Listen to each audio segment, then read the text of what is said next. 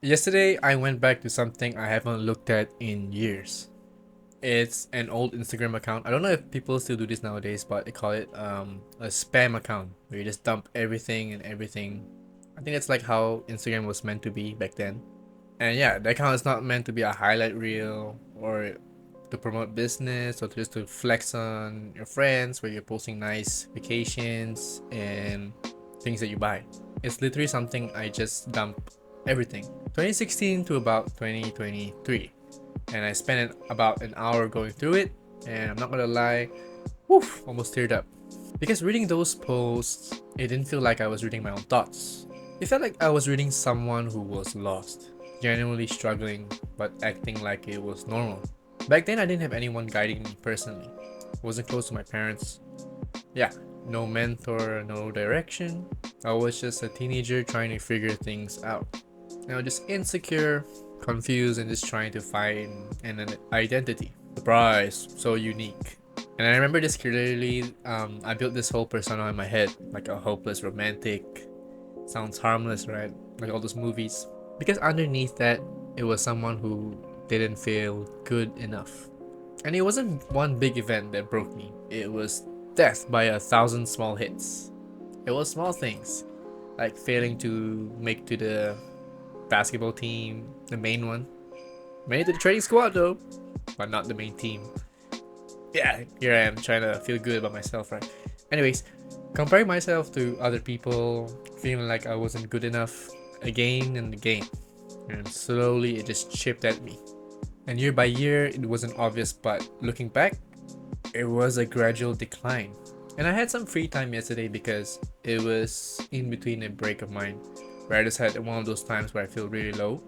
And I just decided, why not look back at my old posts for some reason? I don't know. And reading those posts now, I realized something. I definitely needed back. I definitely needed help back then because the things I was saying, damn, about like unaliving and stuff.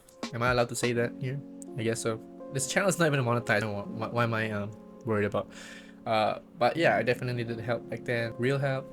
I didn't needed to, but I didn't really do anything about it. I just kept posting, kept venting to that small 20 friends that I had in that account, and as if saying it out loud made it okay. I mean, I did step one right was to let it out instead of bottling it up, but it was just that, just releasing and releasing. And it wasn't until around 2021 where things started to shift. That's when I slowly started to take steps towards self improvement. Yeah, and by now, the year 2026, self improvement is filled with all that red pill, Sigma, Alpha type stuff. I mean, there's some value in um, those kind of direction, but I won't say good, healthy way to approach life because it comes to the point where it's toxic, and you're kind of putting that kind of lens where you generalizing stuff. Yeah, I don't go too deep into it. I don't want to start a whole debate and stuff on the comments and stuff. But here's the truth that nobody really knows or tells you. It doesn't just go away. But that darkness or emoness that you feel back then, just because you grew and overcome that kind of stuff right now, it doesn't mean that it's completely gone. Because you just get better at handling those emotions.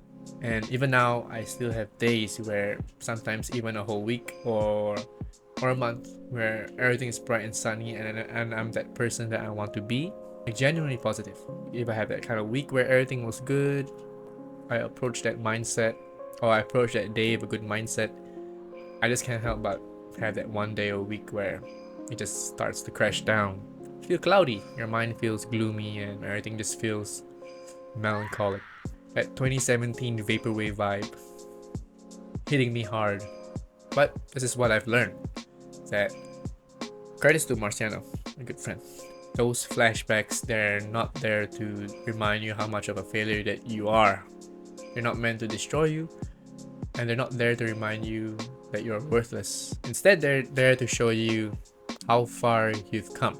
Because if that version of me saw me now, he wouldn't believe it. Never would I have thought that I would be where I am right now. And I'm not saying like I'm like some kind of millionaire right now, multi-millionaire, who owns businesses and real estate and all that.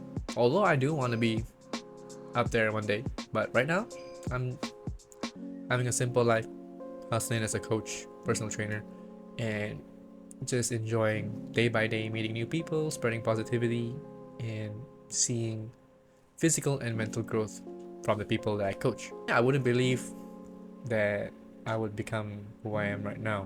And it's also one of the reasons why I became a personal trainer or become a coach. It's not just for fitness, although I love the athletic side of it, the S&C side of like sports performance and stuff, and how you can benefit the general public. But mainly it's just to guide people, there's a saying, personal trainers are more than just a trainer. They're a listening ear to people's troubles, vent. You'll be surprised how many trainers out there will tell you that their clients will be there to vent out their divorce, everything bad that's happening in their life, just an outlet to release. And they are there to absorb, not really absorb, but kind of like be that person. So I kind of want to be the person for someone that I wish was there for me when I was younger, because I know what it feels like to figure out everything alone. Credits to God though, He was there for me. And there's this idea I really believe in now, which is coming from Tim Grover, trainer of Michael Jordan and Kobe Bryant. True confidence doesn't come from winning. It comes from knowing that you've been at your lowest and you've made it out. So yeah, like knowing how much you've gone through that, looking back right now, gives me the confidence that I can achieve much more. Because if I'm able to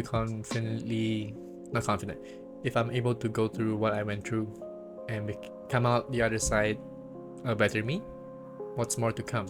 Whatever's coming my way, God on my side. If you're not religious, then it's okay, but just have that self-belief that you can overcome whatever you put your mind to, if you're willing to. For me, I got God on my side, so whatever challenges in my way, boy am I scared, but I know I can overcome it. And it's also the reason why I became more picky with the kind of songs I'm listening to now. I still do love a bit more melancholic, chill, and sometimes a bit more emo, but I choose not to listen to those songs where all they're saying is everything negative, there's no positive outcome in the end. Let me give you an example. Nothing Lasts by Bedroom. It sounds very emo. The starting of the lyrics is very emo, but towards the end, it's something a bit more optimistic. He found his way up. And sometimes I do tend to look back at my old Spotify playlists and just sink into old songs like Joji's Give Me Love, just to remind myself of that feeling I had last time. But instead of sulking it like I used to, and like just being emo and being all on myself, I just use it as an empowerment to remind myself, look where I am now. But also to just enjoy the melody a bit. It was kind of nice. Give Me Love's a nice song. Another one's Can I Call You Tonight by, what's it called? Dayglow. But whenever I come across a new indie song, or maybe just a song in general where it's all about negativity, a breakup, or just shitty feelings, get it out of my face, man. I don't welcome it anymore. So yeah, maybe one of the good steps they can take is to create an anti-emo playlist. Mine's called Shake Your Booty. All the disco music, Michael Jackson, oh wow, everything's inside. Just to boost your mood when you need that extra push. And I think it's a bit embarrassing to post stuff like this, but I think it matters because I don't want to just show good parts of everything in my life, I want to show the real parts with one condition, that we always move forward no matter how negative it gets. Always. And if you're someone who feels stuck right now, go ahead and buy my course. No, I'm just kidding. No, go and reach out for someone. Go reach out to a professional or a good friend that you can confide in. And you don't have to figure out things out alone. You can always reach out to someone